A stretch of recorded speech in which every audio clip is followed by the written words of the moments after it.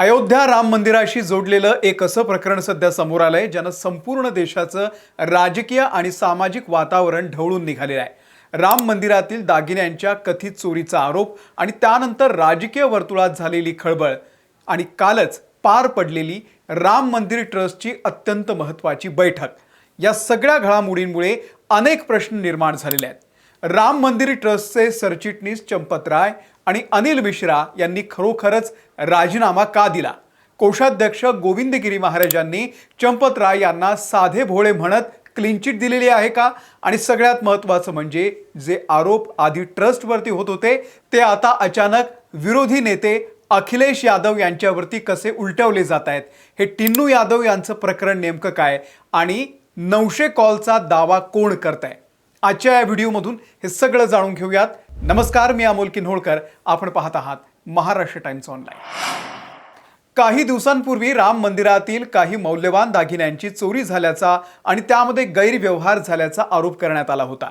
हा आरोप जेव्हा सोशल मीडियावरती आणि काही स्थानिक सूत्रांकडून चर्चेला जात होता तेव्हा त्याला सर्वात आधी राजकीय वजन दिलं ते समाजवादी पक्षाचे अध्यक्ष अखिलेश यादव यांनी या प्रकरणामध्ये एक ट्विट केलं।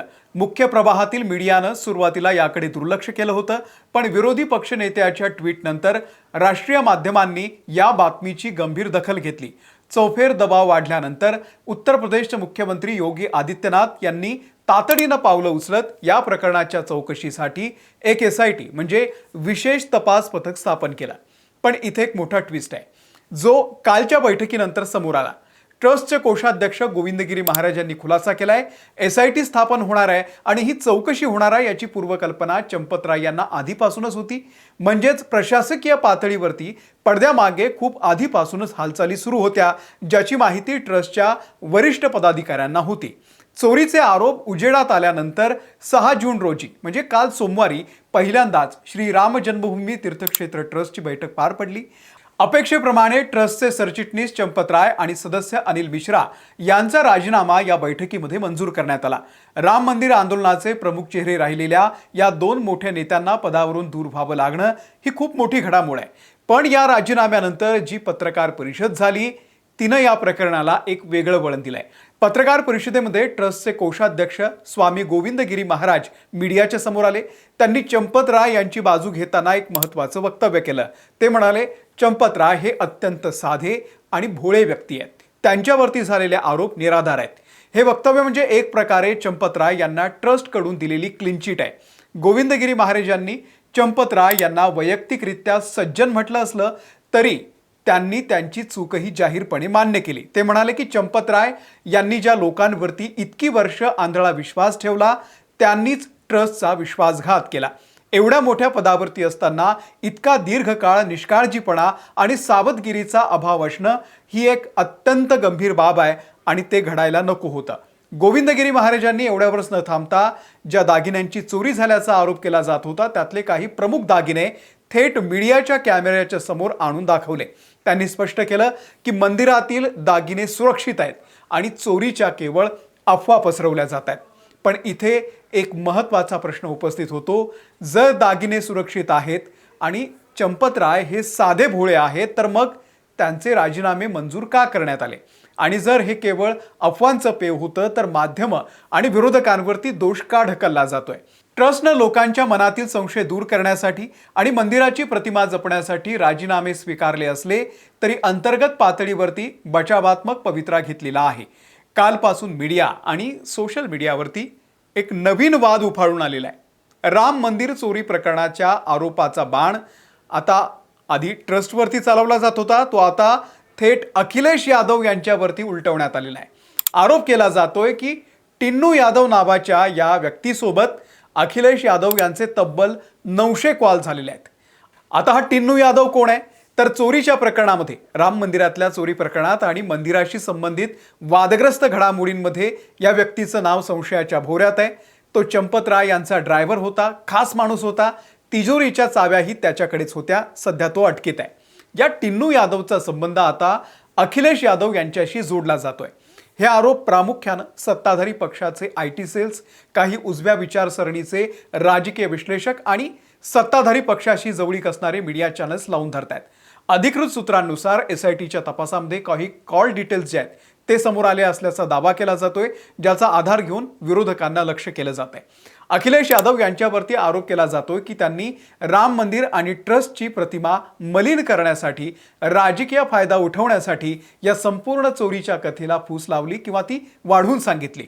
प्रश्न असा आहे की हे प्रकरण आता विरोधकांच्या माथी मारलं जाते का? या दोन महत्त्वाचे पैलू आहेत। पहिला आहे डॅमेज कंट्रोल, प्रतिमा सुधारणा। राम मंदिर हे कोट्यवधी हिंदूंच्या आस्थेचं केंद्र आहे। तिथे चोरी किंवा भ्रष्टाचाराचे आरोप होणं हे सत्ताधारी पक्षासाठी आणि ट्रस्टसाठी अत्यंत संवेदनशील बाब आहे। त्यामुळे जनमानसातील संताप कमी करण्यासाठी आणि लक्ष विचलित करण्यासाठी विशिष्ट राजकीय षडयंत्राचा अँगल समोर आणणं गरजेचं होतं। दुसरा आहे काउंटर नरेटिव्ह, प्रतिआरोप। जेव्हा चंपत राय आणि अनिल मिश्रा यांचे राजीनामे झाले तेव्हा नैतिकदृष्ट्या ट्रस्ट बॅकफूटवरती गेला होता। हा पराभव लपवण्यासाठी अखिलेश यादव आणि 900 कॉलचा मुद्दा समोर आणून नॅरेटिव्ह बदलण्यात आलं, जेणेकरून जनतेला वाटेल की चोरी झालीच नाही। हे तर विरोधकांचं कारस्थान होतं। पण आताच आपण या कन्क्लुजनवरती येऊ नये। एसआयटीच्या अंतिम अहवालाची वाट पाहणं गरजेचं आहे। टिन्नू यादव आणि अखिलेश यादव यांच्यामध्ये खरोखरच 900 कॉल झाले होते का? झाले असतील तर ते कोणत्या विषयावरती होते याचा ठोस पुरावा अद्याप सार्वजनिक करण्यात आलेला नाहीये। तोपर्यंत हे केवळ आरोप प्रत्यारोप, तेही राजकीय आरोप प्रत्यारोप आहेत, हे लक्षात घ्यावं। एकूणच काय तर राम मंदिराच्या सुरक्षेचा आणि पारदर्शकतेचा मुद्दा आता पूर्णपणे राजकीय आखाड्यात बदललेला आहे। एका बाजूला चंपत राय यांचे राजीनामे घेऊन ट्रस्टनं आपल्यावरील डाग पुसण्याचा प्रयत्न केलाय, तर दुसऱ्या बाजूला विरोधकांना, विशेषतः अखिलेश यादव यांना कोंडीत पकडण्यासाठी टिन्नू यादव आणि 900 कॉलचं अस्त्र बाहेर काढण्यात आलंय। राम मंदिराच्या नावावरती राजकारण दोन्ही बाजूंनी होतंय हे स्पष्ट आहे, पण सामान्य भाविक म्हणून आपल्याला खरी अपेक्षा आहे ती एसआयटीच्या निष्पक्ष तपासाची। मंदिरातील एकही दागिना किंवा एकही पैसा इकडे तिकडे झालेला असेल आणि तो झालाय, सीसीटीव्ही दिसतंय, तर त्याचा छडा लागला पाहिजे। मग तो दोषी ट्रस्टचा माणूस असो की राजकीय षडयंत्र करणारा कोणी नेता असेल।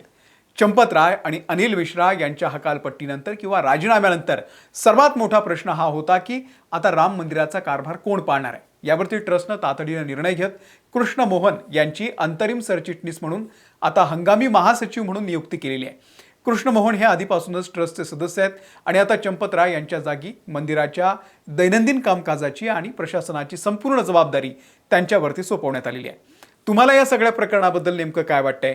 चंपत राय यांचा राजीनामा हा केवळ डॅमेज कंट्रोल आहे की खरोखरच यामागे अखिलेश यादव यांचं काही राजकीय षडयंत्र होतं?